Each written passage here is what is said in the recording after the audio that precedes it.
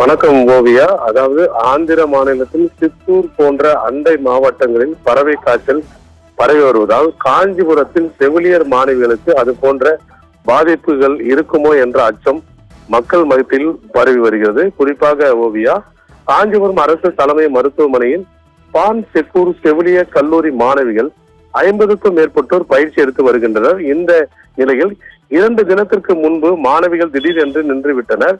இதை பற்றி தீவிரமாக ஆய்வு செய்த போதுதான் 9ஆம் தேதியில் இருந்து 12ஆம் தேதி வரை 35க்கும் மேற்பட்ட காகங்கள் காஞ்சிபுரம் மருத்துவமனையின் ஒருங்கிணைந்த மாவட்ட குழந்தைகள் பிரிவு மற்றும் காசநோய் பிரிவு அருகே காகங்கள் ஆங்காங்கே இருந்து கிடந்தன.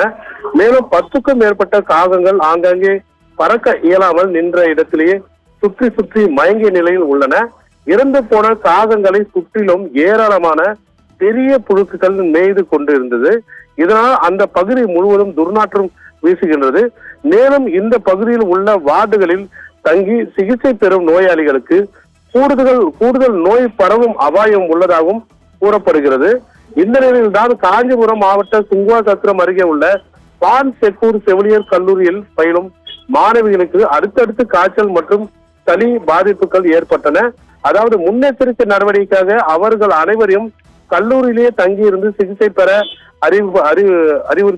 அறிவுறுத்தப்பட்டுள்ளது. நேற்று செங்கல்பட்டு அரசு மருத்துவமனையில் பிளட் டெஸ்ட் எடுக்கப்பட்டதாகவும் கூறப்படுகிறது ஓவியா. அதாவது மருத்துவமனையில் காகங்கள் இருந்த இடத்தில் மருத்துவமனை ஊழியர்கள் தனியார் நிறுவன ஒப்பந்த ஊழியர்களும் செல்ல அச்சப்படுகின்றனர். அதுபோக அங்கு பணிபுரியும் ஒப்பந்த ஊழியர்கள் மாஸ்க் எதுவும் அணியவில்லை.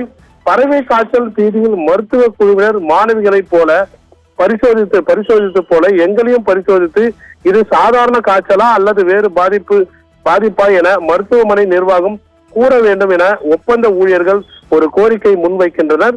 தற்போது கிடைத்துள்ள தகவலின்படி காஞ்சிபுரம் அரசு தலைமை மருத்துவமனைக்கு வந்து போகின்ற நிறைய பேருக்கு திடீர் காய்ச்சல், தொண்டை வலி மற்றும் சளி போன்ற அறிகுறிகள் ஏற்பட்டு வருவதாகவும் கூறப்படுகிறது. இது பொதுமக்கள் மத்தியில் பெரும் பீதியை உண்டாக்கி உள்ளது. மேலும் இது குறித்து காஞ்சிபுரம் மாவட்ட ஆட்சியர் கலைச்செல்வி மோகன் அவர்களை தொடர்பு கொண்டு கேட்டபோது இறந்து கிடக்கும் காகங்களை அப்புறப்படுத்தும் பணி நடைபெற்று வருகிறது. மேலும் இறந்து கிடக்கும் காகங்கள் மூலமாக பறவை காய்ச்சல் பரவவில்லை. மேலும் அரசு வழிகாட்டு முறைப்படியே முன்னெச்சரிக்கை நடவடிக்கைகள் எடுத்துப்பட்டு வருவதாகவும் தெரிவித்தனர் ஓவியா.